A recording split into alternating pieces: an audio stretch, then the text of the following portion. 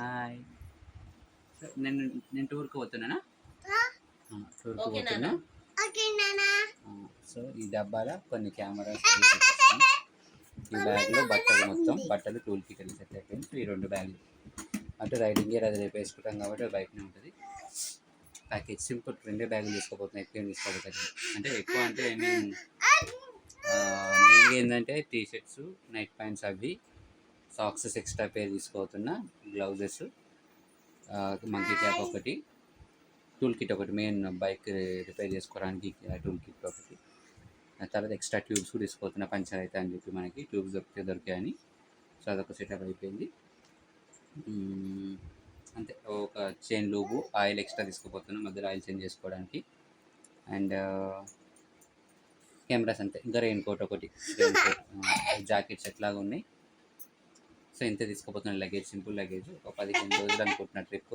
So దానికి తగ్గట్టుగా తీసుకుంటున్నా అన్నమాట. ఒక డ్రెస్ 2 days వేసుకున్నాక తీసుకున్నా, మళ్ళీ ఉతుక్కోవడం పెట్టుకోకుండా. సో ఇది లగేజ్ సెటప్ మొత్తం అయిపోయింది ఆల్మోస్ట్. సో ఇంకా బయలుదేరేటప్పుడు మనం చేద్దాం. ఇది నేను ఇప్పుడు జూన్లో వెళ్తాను అనమాట. జూన్ 5th 6th బయలుదేరుతాను అనమాట. సో ముందు రోజు నేను లగేజ్ చేసుకుంటున్నా. సో నెక్స్ట్ మనం బయలుదేరుతాం జూన్ 6th. స్టవ్ బాక్స్ ఇదొకటి లగేజ్ వర్షం పడుతుంది. ఇప్పుడు కవర్స్ పెట్టేసిన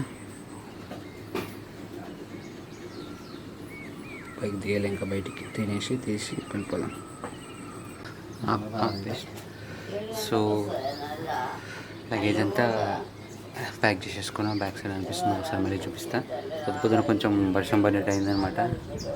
అందుకోసం కొంచెం ఆగినట్టు 20 నిమిషాలు, తర్వాత నార్మల్ అయిపోయింది. సో ఇక్కడ నుంచి స్టార్ట్ అయిపోతుంది. ఇప్పుడు నాకు తెలిసి 6:30 అవుతుంది. 7కి అట్లా బయలుదేరుతా. కొంచెం తినేసి ఇంట్లోనే, బయట మళ్ళీ ఆగి తింటామని. వెదర్ కూడా కూల్గా మంచిగానే ఉంది, చల్లగా. ఎంత దూరం వెళ్తే అంత దూరం పోదాం మీరు రీచింగ్గా. సో మ్యాక్సిమం మేబీ ఒక 6-7 కిలోమీటర్లు అవుతుండొచ్చు మనకి జర్నీ. సో ఫాలో అవుతా ఉండండి ఛానల్.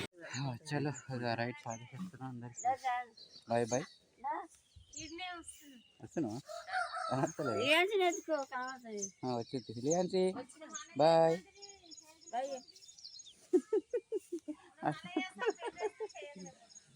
సరే అందరు బాయ్ చెప్పకుండా 7 అవుతుంది. Bye bye bye bye.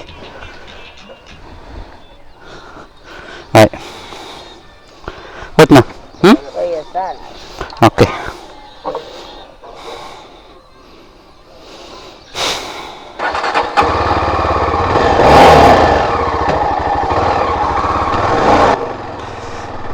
చలా అందరికి బాగా చెప్పేసి బయలుదేరేకు 7 అవుతుంది. టైం 7:20. ఓకే. ఇంకా బ్రేక్ఫాస్ట్ చేసాం కాబట్టి మధ్యలో వేరే బ్రేక్ ఉండదు. ఇంకా డైరెక్ట్ మధ్యలో ఆగుతాను మంచి లొకేషన్ ఉన్నప్పుడు. సో మార్నింగ్ ఇంటి దగ్గర నుంచి బయలుదేరినా కదా, మధ్యలో ఎక్కువ వీడియోస్ ఏం తీయలేదు. ఎందుకంటే స్టార్ట్ అయిన 1/2 అవర్కే వర్షం స్టార్ట్ అయిపోయింది అనమాట. ప్రజెంట్ అయితే నిజామాబాద్లో ఉన్నా. ఎక్కడంటే జావా షోరూమ్, ఎల్సీ షోరూమ్ ఉందన్నమాట. ఎందుకంటే బ్రేక్ ప్యాడ్స్ కొంచెం ఇబ్బంది పెట్టినాయి. వర్షం పడ్డప్పుడు ఎందుకో పని చేస్తలేవు. నార్మల్ వర్షం తగ్గిన తర్వాత మళ్ళీ వర్క్ చేస్తున్నాయి. అయితే ఇక్కడికి వచ్చిన తర్వాత ప్రాబ్లం ఏంటంటే బ్రేక్ ప్యాడ్స్ రిప్లేస్ చేయాలని అన్నారు. సో మనకి నిజామాబాద్లో అయితే మనకి జావా షోరూమ్ అయితే ఉంది. ఎవరైతే జావా హెచ్డి బైక్స్ వాళ్ళు నడుపుతున్నారో నిజామాబాద్లో కూడా మనకు ఒక షోరూమ్ ఉందన్నమాట. 3-4 years నుంచి ఇక్కడ రన్ అవుతుందంట. మనకు ఐడియా లేదు. సో గూగుల్లో చూస్తే చూపెట్టిందన్నమాట ఉంది అని చెప్పేసి. సో అందుకే టక్కున వచ్చేసిన. బ్రేక్ ప్యాడ్స్ ఉన్నాయన్నట్టు వస్తే షాప్ కావాలంటే ఓపెన్ చేసేవాళ్ళు. వచ్చిన తర్వాత ఓపెన్ చేస్తే బ్రేక్ ప్యాడ్స్ వేసుకొని తొందరగా నుంచి బయలుదేరుతాం. నిజామాబాద్ అంటే ఈ నుంచి ఇంకా ఒక 250-300 ఉంది, మనకి 280 అట్లుంది నాగ్పూర్. బ్రేక్ ప్యాడ్ల పని ఎప్పుడైతుందో మనం బండి మా రివర్కి ఏ టైం అవుతుందో చూద్దాం. సో ఇది పడతలేదు బ్రేక్, ఇది మరి ఏమైందో తెలియదు. ఇది కంప్లీట్గా ప్రెస్ చేస్తున్నా. ఇంకా ఫుల్ టైట్ చేయించినట్టు బ్రేక్ మొత్తం కిందికి వెళ్ళిపోతుంది. ప్రాబ్లం ఏందో. షోరూమ్ అయితే ఉంది. అప్పుడు ఓపెన్ బ్రేక్ ప్యాడ్లు కూడా మొత్తం అరిగిపోయినాయి ఆల్మోస్ట్. కొత్తగా రిప్లేస్ చేసుకోమన్నారు. బ్యాక్ ఎట్లాగూ పాత పని చేయమంటే పాత కూడా రిప్లేస్ చేపించేస్తున్నా. 2 కుదిరితే ఒక ఆయిల్ ఫిల్టర్ కూడా మార్పిచ్చేసిస్తా. సర్వీస్ సెంటర్ దొరికింది దగ్గరలో లక్కీగా మర్చిపోయాను. నాకు బైక్ ప్రాబ్లం అయిన ఉండే కదా బ్రేక్ ప్యాడ్స్ది. ఇక్కడికి వచ్చిన తర్వాత పాత బ్రేక్ ప్యాడ్స్ అంటే వేరే కంపెనీ వేయించడం వల్ల ప్రాబ్లం అయిందనమాట. అందుకే ఏ బండికి ఆ బండి వేయించాలా. సో మన భయ్యా సలీం హై బోలుదే.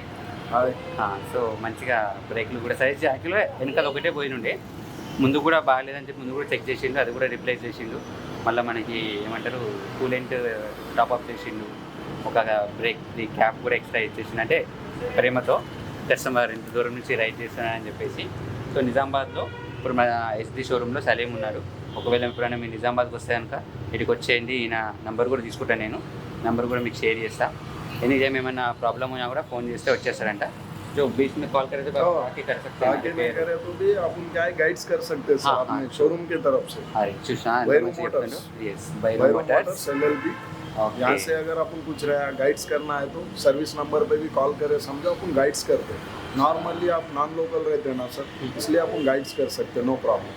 సో ఎక్కడున్నా సరే గైడ్ కూడా చేస్తారంట. అంటే ప్రాబ్లం ఇట్లుంటే ఇది ఇవ్వండి, తెచ్చుకోండి, ఈ ప్రాబ్లం ఉంటుందని చెప్పి గైడ్ కూడా చేస్తారంట. నిజామాబాద్ సరౌండింగ్స్ అయితే వచ్చి కూడా రిపేర్ చేయమంటే కూడా మనకు చేస్తాడు. సో అది ఇక్కడ నాకు మంచిగా అనిపించింది. సర్వీస్ అది చాలా చాలా బాగుంది. అంటే హాస్పిటాలిటీ అంటే వాళ్ళు వచ్చి రిసీవ్ చేసుకోవడం కానీ, మంచిగా బండి గురించి క్లీన్గా చెక్ చేయడం, ఇది ప్రాబ్లం ఉందన్న ఇది చేసుకోండి అని చెప్పి సజెషన్స్ కూడా మంచిగా ఇచ్చిండు. అది నాకు చాలా బాగా అనిపించింది. చలో థ్యాంక్ యూ బాయ్. ఓకే అన్న నంబర్ కూడా తీసుకుంటాను నేను. సర్వీసింగ్ మీన్స్ బ్రేక్ ప్యాడ్లు చేంజ్ చేసుకున్నా, కొంచెం కూలెంట్ కూడా యాడ్ అయిపోయింది, చేసుకున్నాం అది కూడా. సో మంచిగా రెస్పాన్స్ ఇచ్చారు వాళ్ళు అక్కడ. సో అప్పటి నుంచి డైరెక్ట్ ఇప్పుడు మనం NH44 వచ్చి వాళ్ళం. మరి నిజామాబాద్ ఏంటంటే NH44 నుంచి చాలా లోపలికి ఉంది. సో దాన్ని వచ్చి కావాలి కాబట్టి సో దానికోసం వాళ్ళు హాయ్ చెప్తున్నారు. అంటే 5:40 6 o'clock అలా చూపిస్తుంది. మేబీ నాకు తెలిసి నేను ఈరోజు నాగపూర్లో ఆగిపోతానేమో అనిపిస్తుంది. ఎందుకంటే ఇప్పుడు మళ్ళీ లంచ్ చేయాలి, దానికి ఒక 1 hour పోతుంది. సో వాడి పోయేవారికి 7 అయినా కానీ నాగపూర్లో ఆగిపోవడమే బెటర్ అనిపిస్తుంది నాకు. సైడ్ రోడ్ బాగాలేదు,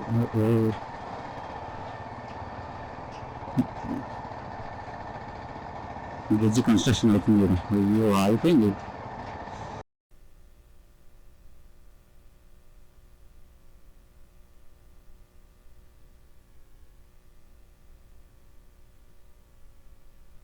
సో ఇప్పుడు మేము అంటే నాగపూర్కి ఒక 250 kilometers దూరంలో ఉన్నా.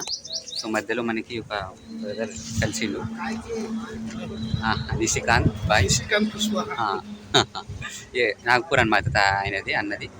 అండ్ ఒకటి ట్యూట్లేజ్ అకాడమీ ఉంది, ఒక ఎడ్యుకేషనల్ ఛానల్ కూడా ఉంది. సో మన వాళ్ళు ఎవరైనా ఇన్ఫర్మేటివ్ వీడియోస్ కానీ, కాంపిటేటివ్ ఎగ్జామ్స్ కానీ ఇన్ఫర్మేషన్ కావాలనుకుంటే ఆ ఛానల్లో మనం చూడొచ్చన్నమాట వీడియోస్. నేను అది నేమ్ డిస్క్రిప్షన్లో మెన్షన్ చేస్తాను అకాడమీది. సో భయ్యా బైక్ వచ్చేసి మన హిమాలయన్. సో 450. సో ఇప్పుడు నాగపూర్ వరకు కలిసి వెళ్తాం. సో అక్కడ నుంచి మళ్ళీ ఆయన నాగపూరే కాబట్టి అక్కడ ఆయన ఆగిపోతే నేను ముందుకు వెళ్ళిపోతాను అనమాట. చలో థ్యాంక్ యూ.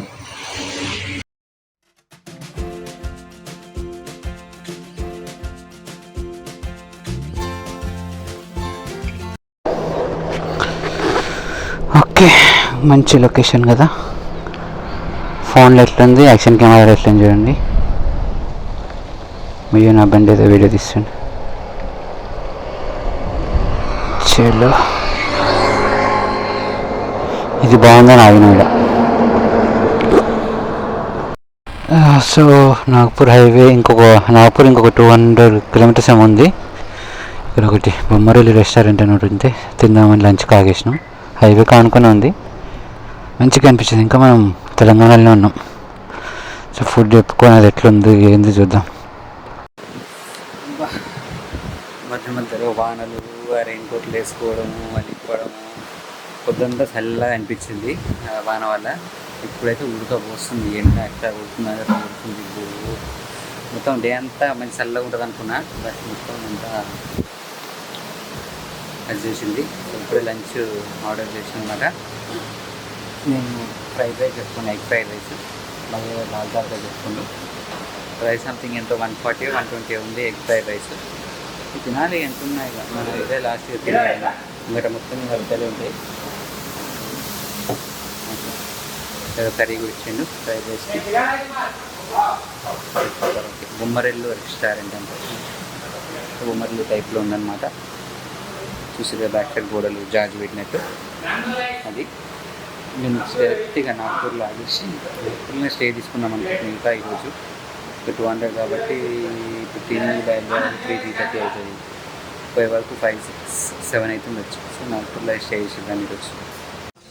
ఈరోజు అయితే ఫుల్ వర్షమే వర్షం ఏం పడుతుంది. 3 సార్లు ఆగినాం వర్షం వల్ల. మళ్ళీ రెయిన్ కోట్లు వేసుకోగానే మళ్ళీ ఆగిపోతుంది. బెజార్ అంటే బెజార్ వస్తున్నాం. మరి ఇంకా ముందు ఎన్నిసార్లు గానో ఇట్లా రెయిన్ కోట్లు వేసుకొనే పోవాల్సి వస్తుంది మ్యాక్సిమం జర్నీగా. అది ఇదొక ఎక్స్పీరియన్స్ లేదు రెయిన్లా.